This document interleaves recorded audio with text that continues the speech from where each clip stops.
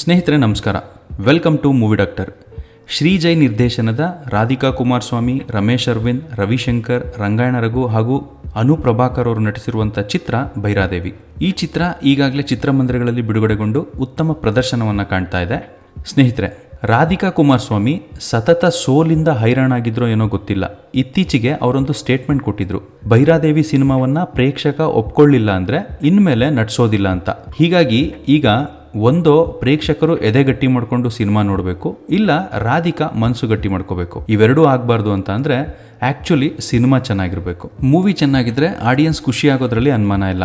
ಅವ್ರು ಖುಷಿಯಾದರು ಅಂದರೆ ರಾಧಿಕಾ ಅವ್ರಿಗೂ ಖುಷಿಯಾಗಿ ಅವರು ಆಮೇಲಿಂದ ಸಿನಿಮಾ ಬಿಟ್ಟು ಹೋಗ್ತೀನಿ ಅಂತೆಲ್ಲ ನೊಂದುಕೊಂಡು ಮಾತಾಡೋ ಅವಶ್ಯಕತೆ ಇಲ್ಲ ಅನ್ನೋದು ನನ್ನ ಅಭಿಪ್ರಾಯ.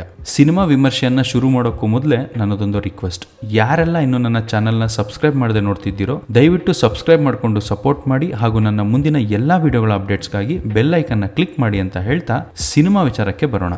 ಈ ಸಿನಿಮಾದಲ್ಲಿ ರಾಧಿಕಾ ವೀರಾವೇಶದಿಂದ ಅಘೋರಿ ಪಾತ್ರಕ್ಕೆ ಬಣ್ಣ ಹಚ್ಚಿದ್ದಾರೆ. ಥಿಯೇಟರ್ನಲ್ಲಿ ಈ ಹಾಡು ಪ್ಲೇ ಆಗುವಾಗ ಇತ್ತೀಚೆಗೆ ಪ್ರೇಕ್ಷಕರೊಬ್ಬರಿಗೆ ಮೈ ಮೇಲೆ ದೇವಿಯ ಆವಾಹನೆ ಆಗಿದೆ. ಅದರರ್ಥ ಹಾಡು ಸಖತ್ ಪವರ್ಫುಲ್ ಆಗಿದೆ ಅಂತ ತಾನೆ.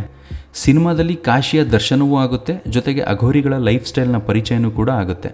ಯಾವ ತೆಲುಗು ಸಿನಿಮಾಕ್ಕೂ ಕಡಿಮೆ ಇಲ್ಲದ ಹಾಗೆ ಬಹಳ ರಿಚ್ ಆಗಿ ಅಘೋರಿ ಲೈಫನ್ನು ತೋರಿಸಿದ್ದಾರೆ. ಇನ್ನೊಂದು ಮಜಾ ಅಂದರೆ ರಂಗಾಯಣ ರಘು ಅವರ ಕಾಮಿಡಿ. ಸೀರಿಯಸ್ ಸನ್ನಿವೇಶದಲ್ಲಿ ಬುಲೆಟ್ನ ಹಾಗೆ ಅವರ ಹಾಸ್ಯ ಹೊಟ್ಟೆ ಹುಣ್ಣಾಗುವಂತೆ ನಗಿಸುತ್ತೆ.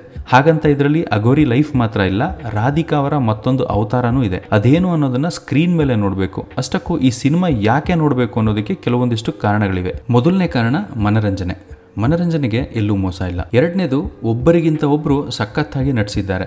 ಮೂರನೇ ರೀಸನ್, ಕತೆ ಕುರ್ಚಿ ತುದಿಲಿ ಕೂರಿಸೋ ಥರ ಇದೆ. ನಾಲ್ಕನೇದು, ವೈಪ್ ಚೆನ್ನಾಗಿದೆ, ಇನ್ವಾಲ್ವ್ಮೆಂಟ್ ಎಲ್ಲೂ ಮಿಸ್ ಆಗಲ್ಲ. ಐದನೇದು ಹಾಗೂ ಕೊನೆ ರೀಸನ್ ಏನು ಅಂತಂದ್ರೆ ಕಥೆಯೊಳಗೆ ಇರೋ ಇನ್ನೊಂದು ಕತೆ, ಮೇಲಿಂದ ಮೇಲೆ ಬರೋ ಟ್ವಿಸ್ಟ್ ಅಂಡ್ ಟರ್ನ್ ಇಷ್ಟ ಆಗುತ್ತೆ. ಹಾಗಾದ್ರೆ ಸಿನಿಮಾದಲ್ಲಿ ನೆಗೆಟಿವೇ ಇಲ್ವಾ ಅಂತ ಕೇಳಿದ್ರೆ ನನ್ನ ಉತ್ತರ ಎಸ್, ನೆಗೆಟಿವ್ ಇದೆ. ಸಿನಿಮಾ ಅಲ್ಲಲ್ಲಿ ಕೊಂಚ ಲ್ಯಾಗ್ ಆಗಿದೆ, ಹಾಡುಗಳ ಸ್ಪೇಸ್ ಹೆಚ್ಚಾಯಿತು ಅನ್ಸುತ್ತೆ. ಕೆಲವೊಂದು ಅನಗತ್ಯ ವಿಷಯಗಳಿವೆ, ಅದಕ್ಕೆ ಜಾಸ್ತಿ ಸ್ಕ್ರೀನ್ ಸ್ಪೇಸ್ನೇ ಕೊಟ್ಟಿದ್ದಾರೆ. ಆದರೆ ಇದೆಲ್ಲ ಬಹಳ ಸಣ್ಣ ರೀಸನ್ಗಳಷ್ಟೇ. ಇದನ್ನೆಲ್ಲ ಹೊರತುಪಡಿಸಿದ್ರೆ ಸಿನಿಮಾ ಆಕ್ಚುಲಿ ಚೆನ್ನಾಗಿದೆ. ಇನ್ನ ಕತೆನ ಸ್ಪಾಯ್ಲರ್ ಮಾಡದೆ ಸಿಂಪಲ್ ಆಗಿ ಸಿನಿಮಾದ ಸ್ಟೋರಿ ಹೇಳಬೇಕು ಅಂದ್ರೆ, ಬೆಂಗಳೂರು ಸೌತ್ DCP ಅರವಿಂದ್ ಪಾತ್ರದಲ್ಲಿ ರಮೇಶ್ ಅರವಿಂದ್, ಅನು ಪ್ರಭಾಕರ್ ಪತ್ನಿ ಶಾಲಿನಿಯಾಗಿ ನಟಿಸಿದ್ದಾರೆ.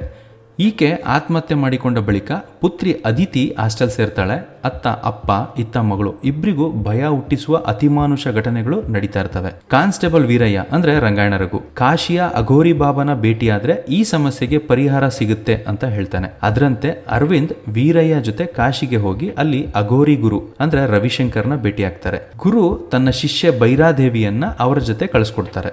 ಬೆಂಗಳೂರಿಗೆ ಬರೋ ಭೈರಾದೇವಿ ಅರವಿಂದನನ್ನ ಕಾಡ್ತಿರೋ ಪ್ರೇತಾತ್ಮದ ಬೆನ್ನು ಹತ್ತಾಳೆ. ಅಲ್ಲಿಂದ ಅರವಿಂದನ ಕತೆ, ಶಾಲಿನಿಯ ವ್ಯತೆ, ಶಾಲಿನಿ ತಂಗಿ ಭೂಮಿಯ ಭೂತ ಪ್ರೇತ ಎಲ್ಲವೂ ಒಂದೊಂದಾಗಿ ತೆರೆದುಕೊಳ್ಳುತ್ತೆ. ಖುದ್ದು ಕಾಳಿಯ ಆರಾಧಕರಾದ ನಿರ್ದೇಶಕ ಶ್ರೀಜಯ್ ಈ ಚಿತ್ರದ ಮೂಲಕ ಸಾಮಾನ್ಯ ಜನರಿಗೆ ಗೊತ್ತಿಲ್ಲದಲೇ ಇರುವಂತಹ ಅಘೋರಿಗಳು, ನಾಗಸಾಧುಗಳ ಜೀವನವನ್ನ ದರ್ಶನ ಮಾಡಿಸುವ ಅವರ ಬಗೆಗಿನ ತಪ್ಪು ತಿಳುವಳಿಕೆಗಳಿಗೆ ಸ್ಪಷ್ಟನೆ ನೀಡೋ ಪ್ರಯತ್ನವನ್ನೇ ಮಾಡಿದ್ದಾರೆ ಅಂತ ಹೇಳ್ಬೋದು. ಕೆಲವೊಮ್ಮೆ ಕತೆ ಹಳಿ ತಪ್ಪಿದ್ರು ಚಿತ್ರದ ತಾಂತ್ರಿಕ ನೈಪುಣ್ಯತೆ ಮತ್ತು ಕಲಾವಿದರ ನಟನೆ ಕತೆನ ನೋಡಿಸ್ಕೊಂಡು ಹೋಗುತ್ತೆ. ಹಾರರ್, ಸಸ್ಪೆನ್ಸ್, ಥ್ರಿಲ್ಲರ್ ಅಂಶಗಳು ಚಿತ್ರದಲ್ಲಿ ಹೇರಳವಾಗಿವೆ. ರವಿಶಂಕರ್ ಧ್ವನಿಯಲ್ಲಿ ಭೈರಾದೇವಿಯ ಇಂಟ್ರೋ ಸಾಂಗ್ ಥಿಯೇಟರ್ನ ನಡಗಿಸುತ್ತೆ. ಫಸ್ಟ್ ಹಾಫ್ ಅಲ್ಲಿ ರಾಧಿಕಾ ಅಬ್ಬರಿಸಿದ್ರೆ ಸೆಕೆಂಡ್ ಹಾಫ್ ಅಲ್ಲಿ ರಮೇಶ್ ಅರವಿಂದ್ ಬೊಬ್ಬಿರಿದಿದ್ದಾರೆ ಅಂತಾನೆ ಹೇಳ್ಬೋದು. ದ್ವಿಪಾತ್ರಗಳಲ್ಲಿ ರಾಧಿಕಾ, 2 ಶೇಡ್ಗಳಲ್ಲಿ ರಮೇಶ್ ಮನೋಜ್ಞ ಅಭಿನಯದ ಮೂಲಕ ಜುಗಲ್ಬಂದಿಗೆ ಬಿದ್ದಿರೋದು ಈ ಚಿತ್ರದ ಹೈಲೈಟ್. ಇಬ್ರು ಅಪರೂಪದ ಪಾತ್ರಗಳನ್ನ ಮಾಡಿದ್ದಾರೆ. ರಂಗಾಯಣ ರಘು ಹಾರರ್ ಕತೆಗೆ ಹಾಸ್ಯದ ಸ್ಪರ್ಶ ನೀಡಿದ್ರೆ, ಅನು Prabhakar, baby Aditi,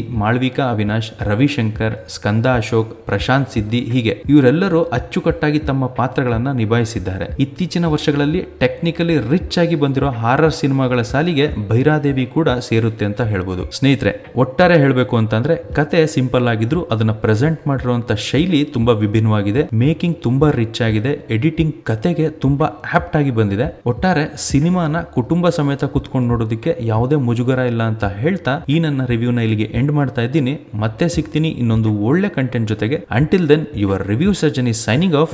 Take care.